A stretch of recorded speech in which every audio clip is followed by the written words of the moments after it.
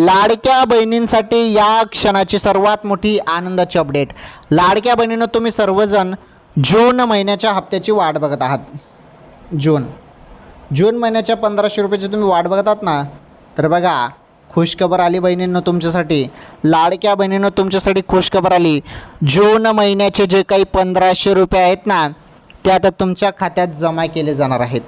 जून महिन्याचे जे काही 1500 रुपये आहेत ते तुम्हाला याच महिन्यात मिळणार आहेत.